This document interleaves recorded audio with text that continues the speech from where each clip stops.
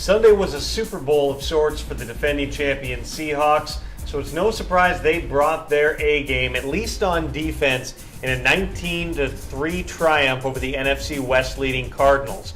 Arizona's cushion now down to 2 games in the division over Seattle and San Francisco, with questions about how much offense the Cardinals can generate with backup quarterback Drew Stanton playing the rest of the way. Cardinals visit Atlanta next. The Seahawks visit the 49ers.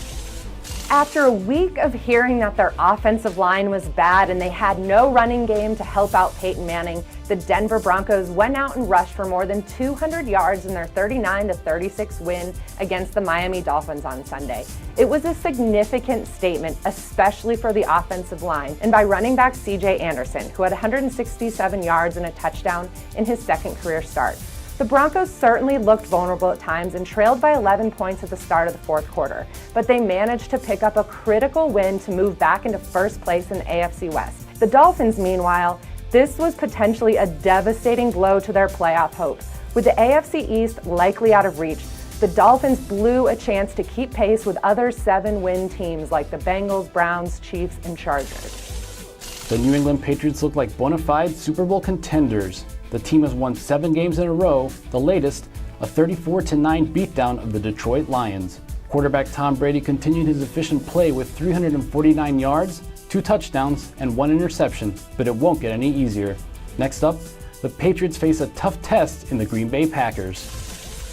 No blowout this week and no 50-point outpouring for the Green Bay Packers, but they do stay unbeaten in November, holding on for a 24-21 win over the Vikings here in Minnesota on the strength of Eddie Lacy, who was a key part of the offense all day and then almost single-handedly put this game away.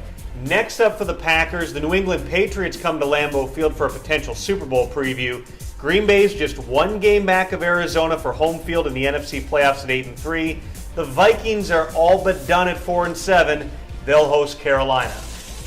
Everyone talked about the spectacular one-handed catch that Giants rookie Odell Beckham Jr. made, but the story Sunday night belonged to the Dallas Cowboys. Quarterback Tony Romo led a game-winning drive in the final minute to help the Cowboys beat the Giants 31-28. More importantly, the Cowboys keep pace with the Philadelphia Eagles at 8-3 in the NFC East, with a huge Thanksgiving Day matchup between both teams looming next. Cleveland Browns quarterback Brian Hoyer played 4 mostly ugly quarters on Sunday, throwing 3 interceptions against the Atlanta Falcons. But Hoyer shook that off to put together one beautiful final drive in the last minute of the game to set up Billy Cundiff's game-winning field goal. The Browns also got a pair of touchdowns from rookie tailback Isaiah Crowell and 120 receiving yards from Josh Gordon in his 2014 debut.